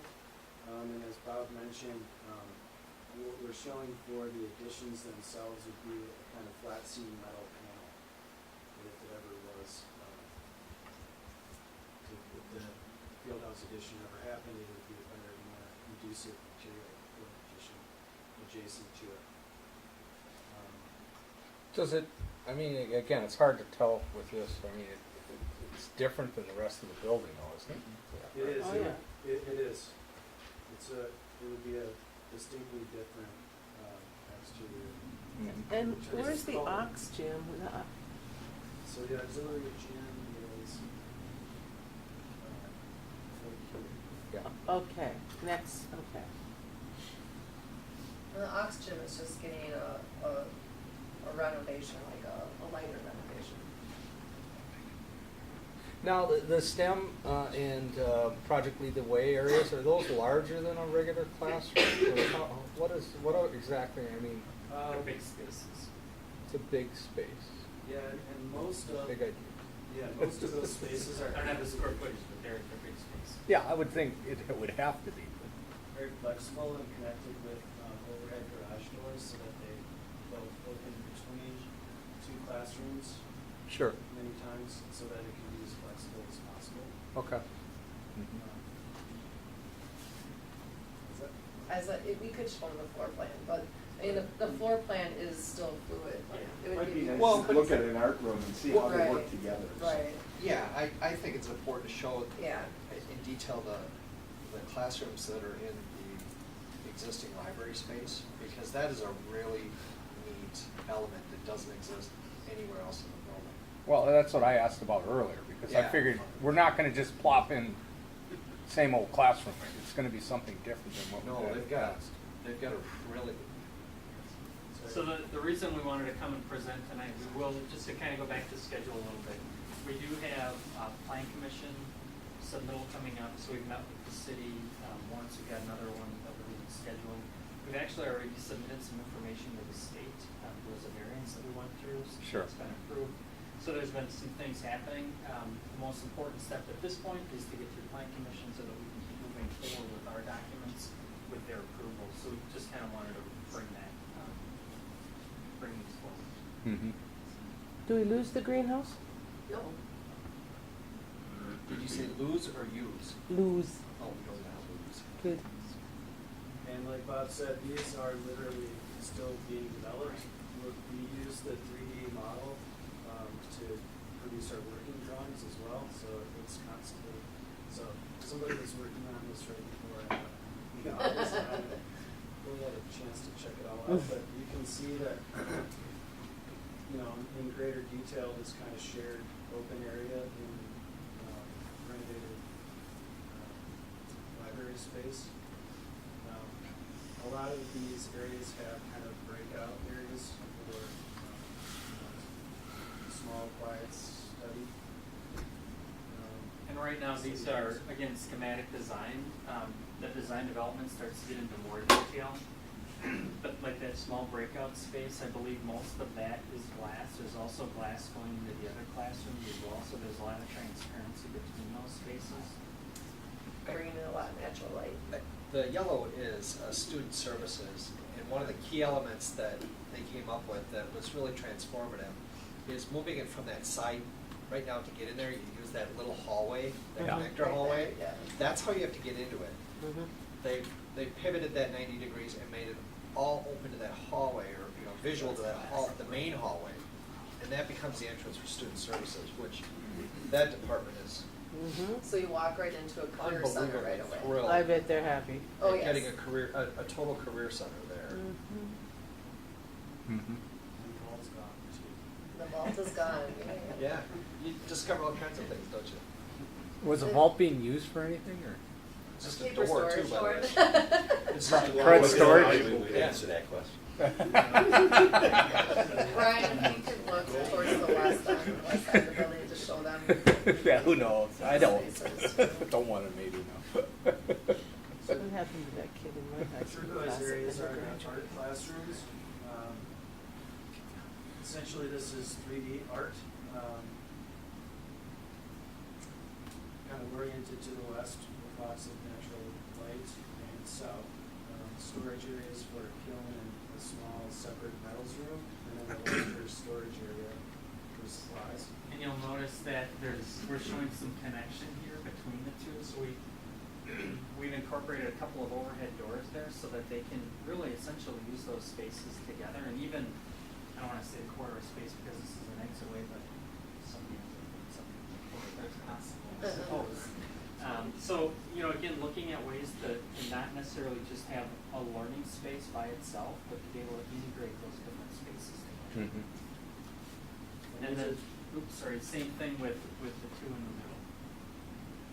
So these are the 2D computer and photo studios. So it's connected to the large overhead door. This is the FCS space with the grill kitchen, instructional space. So these are all kind of kitchenettes and flexible movable tables for instruction. And this is kind of the larger It's like a flexible. flex space for different types of instruction. These are kind of counters around the perimeter with sewing machines, and this is a kind of instruction board and mobile electric. The blue areas are all the tech ed instruction. Tiny space. Instruction spaces. And anywhere you see these black thick walls, those are new construction. So you can see that there's alignments with the existing building, but where there's new construction, this is a new wall that's black. We tried to, in all of the design, maintain the structural load pass and observe the existing structure to preserve regular costs.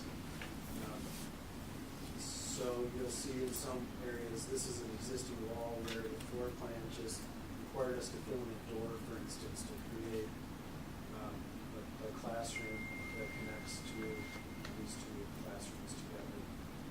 that's a good point that Brian makes, you know, from a construction perspective, we've been integrating with the design team through the process to make sure that, you know, from the conceptual numbers based on our historical data and all the other schools that we've built, that the square footages, the types of renovations, whether it's a light renovation, a modern renovation, or heavy renovation, we're looking at these from a square foot basis to make sure they fit within the budget that we established around that time. And then sometimes it's a little bit bigger in one area and you kind of gotta pull it back and economize the space. And then they come at, you know, changing up a few things in other areas. So the next process for us is to take the schematic design drawings that Bob's team puts together and then actually go and start putting quantities and actual cost to it. So we just started that process earlier this week. And to speak to your question, Doug, so what we've done in the technical education areas, you can see there's defined classroom space for instruction. Sure. And like the project Lead the Way, can you point to it, Bob, where you have the project Lead the Way classroom? You know which one it is? We don't actually. Yes, thank you. So and that's got all glass exterior to the hallway so that it's a showcase room for creation for students, but it's instructional space, but then right out the door is where they can build and use all the different kinds of equipment for whatever project they're working on. It's awesome.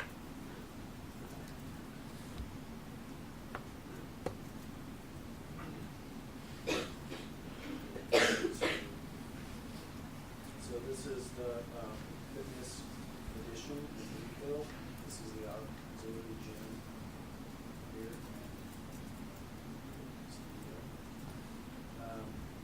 With the entrance to, an entrance to men's and women's facilities that's being used for different events at the track field and football stadium. Questions on school story? Yeah, we should point out that Mike Coleman had a really great idea, and he, you know, this speaks to his expertise.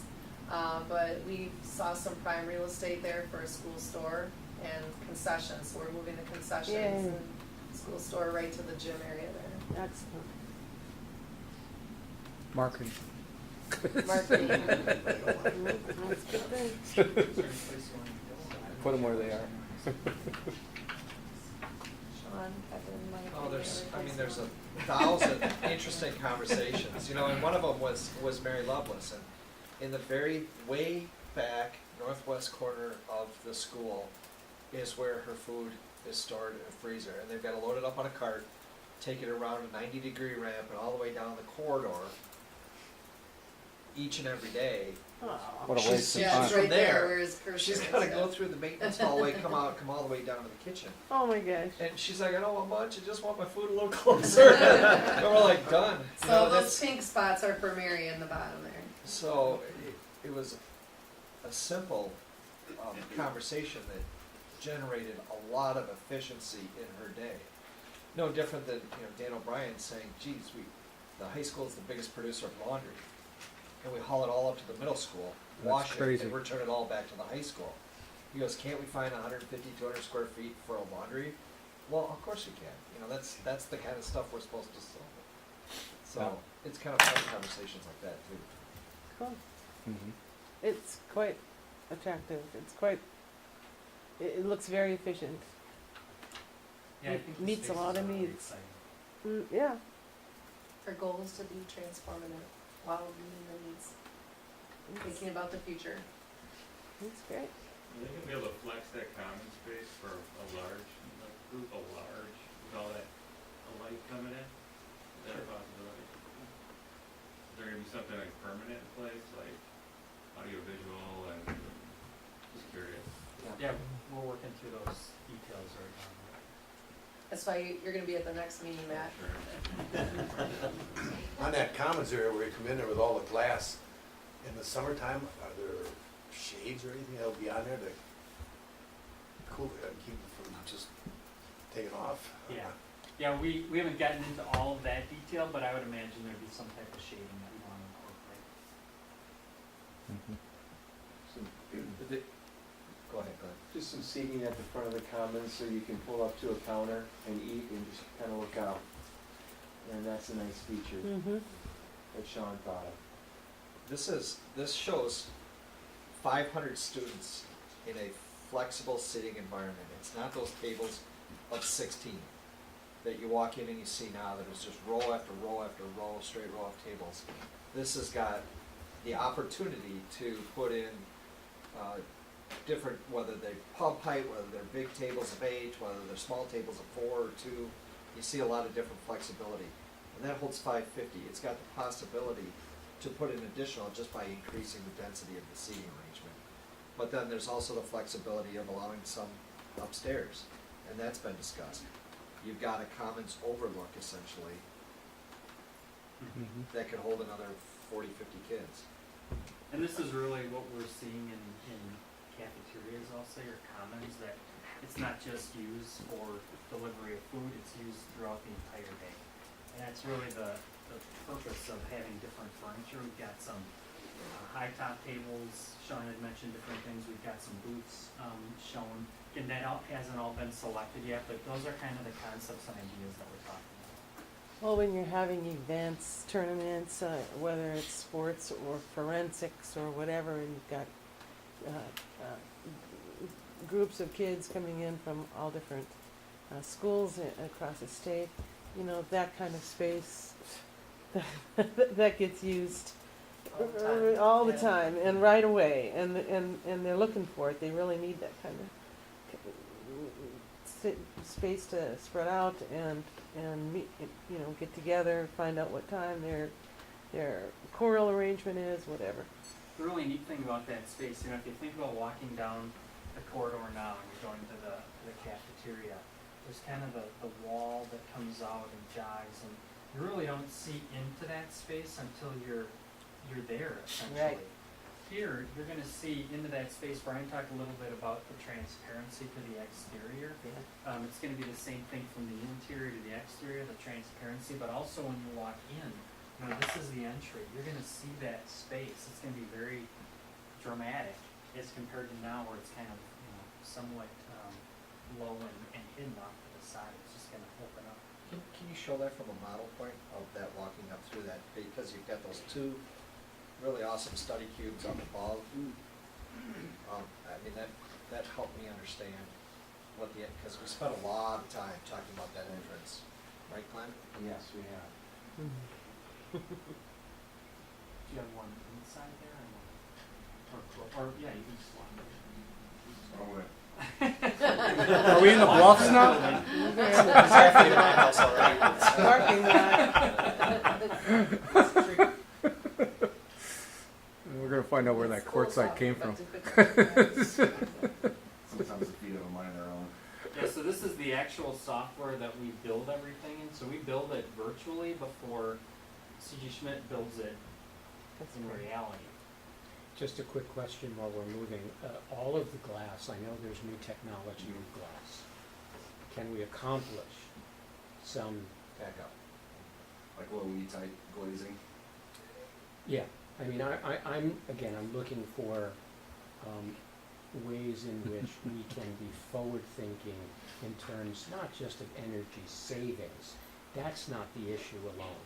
It is a statement about what the future is and how we're utilizing natural resources.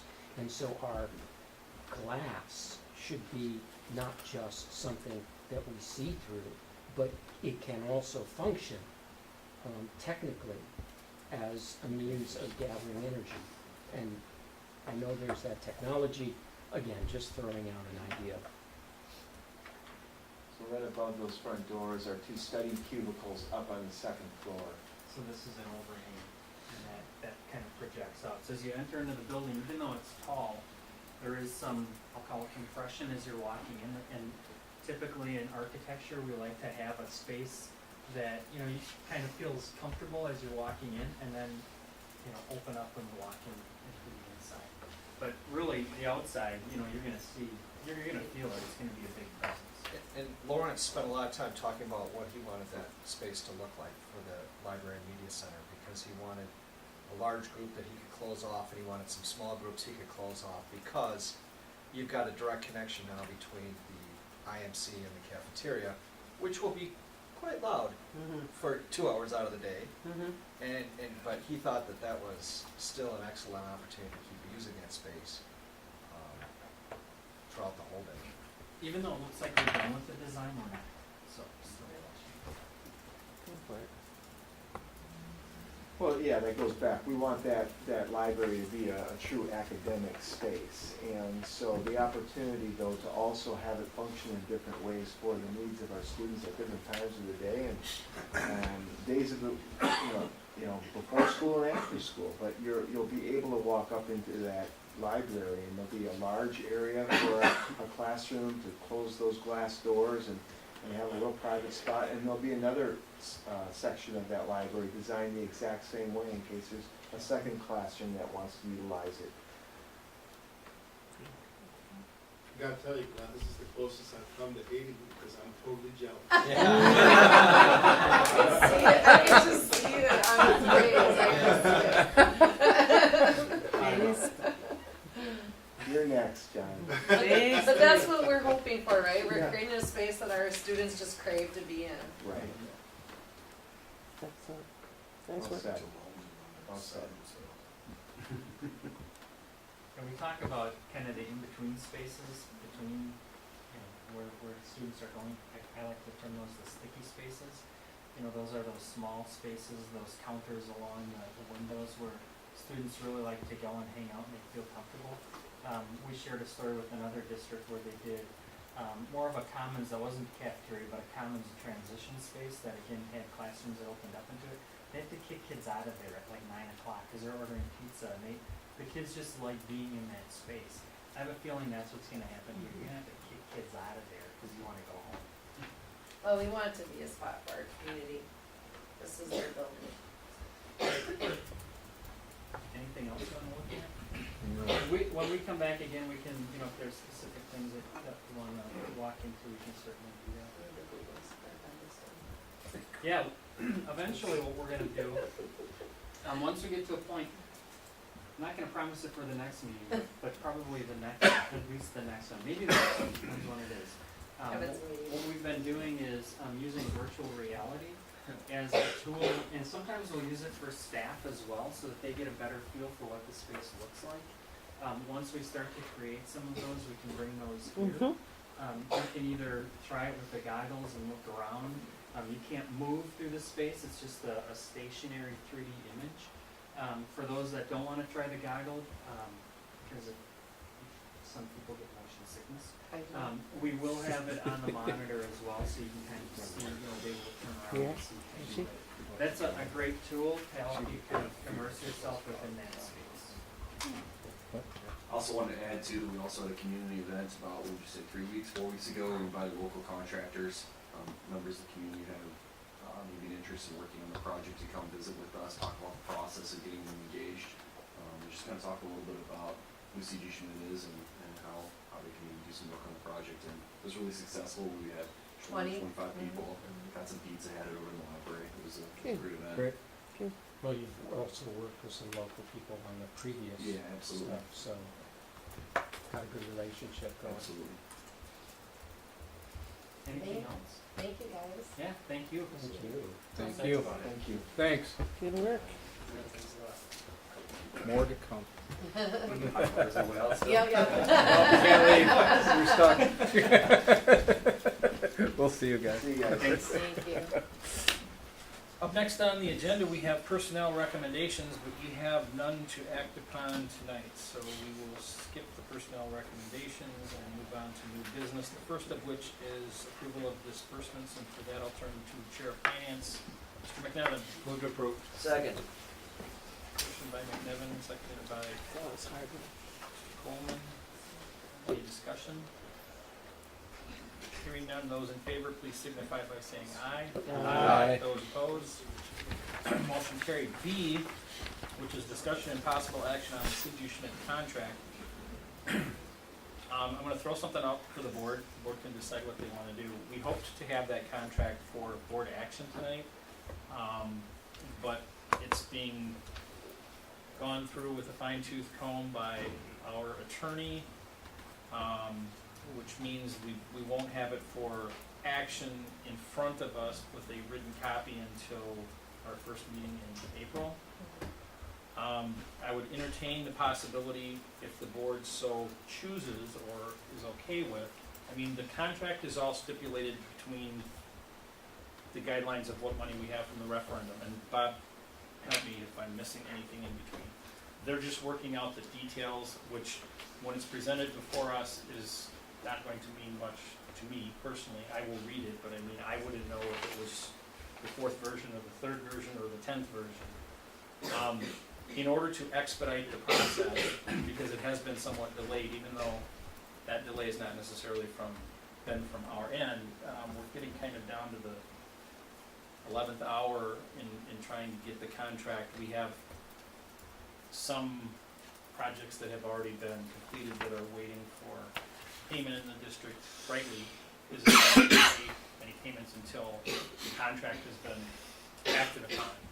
If the board so chooses, we could authorize the contract within the guidelines of the referendum, and when the contract becomes available, enact the contract with the signatures that are required. For legals. Once the legal says it's good to go. So it would be an approval on what the attorney finalizes. Correct. And our protection or responsibility in pre-approving something we haven't seen is ameliorated by the fact that we are insisting, we are requiring that it meets the terms of the referendum. Did I state that? Not only the terms of the referendum, but also satisfies legal counsel's concerns that, you know, again, the fine line of what's being discussed and back and forth, you know, to me wouldn't make a difference of it being approved, not approved, as long as the monetary consideration was what we knew it to be. And that's why it's at legal, because that's why we're paying them. And whose signature is on the contract then? As of now, or who's No, would who be? will be. I believe it's mine. Not sure, maybe not. Miriam may come out. And the reason why I ask is there's another level of security that's that person who signed their name. Sorry, Lori. No, Well, that's- it would be the board. It would be the president of the board. Is it would be Kevin? the Usually it's secretary. board It's and Kevin. It's clerk. gonna be board clerk. Usually We'll those are get the, to the very The other end of it. alternative is if, It's 44 pages. So yeah, it's- the other alternative is you could call a special meeting as soon as we get the contract back from the lawyer and have everybody together. That just costs money. It can be Kevin or Lori. But, or you could say, well, But what it would allow us to do, or what it would allow to happen by making such a motion, would be that once it was finalized by attorney, signed by those signatories required, payments could start being made. That's what the pressure here is. Well, There are it's- people waiting It's on not a their huge payments. amount of pressure, and I don't Well, want but any- that's what it is. If the board truly feels more comfortable waiting until we have the 40, how many pages? 44. In front of us, and you can see it in black and white, and you can spend as much or as little time as you want going through all the details. You know, That's what they do. we're looking at April 10th. 10th is our meeting, so it's, so when is this going to be ready anyway? well, It was supposed to be ready for tonight. the so- expectation is that it would be ready yet this week, but I don't know I- that there's any guarantee that it will be. But and- it does allow for payments to go Correct. in. That's the, And there's, how many, two that were, Two. and they're One not from for, CG Schmidt, one from. they're not for huge amounts, and I think it's important to understand that this is not something that was created on the district's end. I mean, part of it is, let's just wait. Let's just wait till our next board meeting and do that. and I'm okay with that too. I would prefer to do that. Let's get the contract back from the lawyers, let's kick it out to all of us so we can take a look at it, fully understand it, and that way, when we're voting on something and we're signing something, it's because we know the exact contract and the dollar amount and the signators and. And that'll be fine. Eric's fine. with There's it. no after-fact questions. Right, that may there's occur. no gray area, it's. this Yeah, I don't is- wanna sign something and Right. say, oh gosh, I looked at, there's And something I this- didn't like. Yeah. And this delay isn't anything other than standard, and it hasn't been caused by us or our legal attorney. It's been part of the process, so. Okay, fine with it. Then let's talk about the approval of the revised Baraboo Early Learning Cooperative Contract for St. Clair's. This is another legal. Move to approve. Well, and Chris is prepared to just quickly highlight. Yeah, since December 15th until now, we've received 4K contracts back from CDC, Head Start, Sunshine, Baraboo Daycare. And our process with St. Clair typically takes a little bit longer just because of the big corporation that they're a part of. So in the last couple of weeks, we were able to really come to almost the same contract that we offered them in December. So what's coming around to now is very minimal changes and mainly more style and formatting and a little bit of, I don't know. The underlying portions are the changes? You're right. Okay. So as you go through here, you'll see pretty minimal things, and we're hoping for your approval to this contract so Dr. Miller and I can sign it and get St. Clair's signature and wrap up our 4K contractual pieces for 17-18. I will second Sean's approval. So we changed the word from agreement to agreement with a capital A. That's what I mean, Yes. those are the types of changes. Well, and to be fair, they initially, I mean, you know, this is a large operation that, you know, is working with St. Clair, that's in St. Louis, that's based in St. Louis, and they had requested further changes than what you're seeing here, and our legal counsel did great work to push back Yeah. and say, we're not willing to adjust much more, so that's why you're getting very minimal revision at this point. Okay, having a motion and a second, any further discussion? Hearing none, those in favor signify by saying aye. Aye. Those opposed, motion carries. E goes back to Ms. Scott's report under C, and that is the approval of the annual self-evaluation of the status of pupil non-discrimination and equality of educational opportunities, as presented. I move to approve the self-evaluation status of non-discrimination equality of educational opportunities, which was in our board packet, but also with the revisions that Ms. Scott gave to us earlier, so. Second. Motion by Riley. Continued discussion? Hearing none, those in favor signify by saying aye. Aye. Those opposed? Motion carried, brings us then to the backside of the page. Dr. E. Scott. Discussion and possible action on the use of the 2014 residual referendum funds. The board will recall, we talked about part of these funds at a previous meeting where we okayed repavement at GLW school. This is from the Building Grounds and Transportation Committee meeting earlier tonight, where that committee is recommending to the full board that we take $115,600 of the remaining money to carpet classrooms at Al Bierman East and GLW. And I would make that as a motion to use $115,600 of the residual referendum money for the purpose of. Are we recarpeting. replacing carpet, or are we putting Yes. carpet over This is replacing linoleum? carpet. And there are a couple of rooms that have some abatement concerns, so those have been formulated into the $115,600 figure. Second. Someone. Sean, seconded. Kevin, you said I formulated that as a motion, right? Yes, that's what I heard too. Yes, You can do that. sure. Okay. Any further discussion in regards to that? Hearing none, those in favor signify by saying aye. Aye. Those opposed, motion carried. Brings us then to F, which also is an item that comes from the Building Grounds and Transportation Committee. A request from the Maintenance Department to replace a 2005 John Deere mower with a new mower. The recommendation is to purchase the John Deere JD 1570 terrain cut commercial front mower from Mid-State Equipment After the trade-in allowance, the expended funds would be $23,500. Motion to approve. Second. Having a motion by Cummings, seconded by Coleman, any discussion?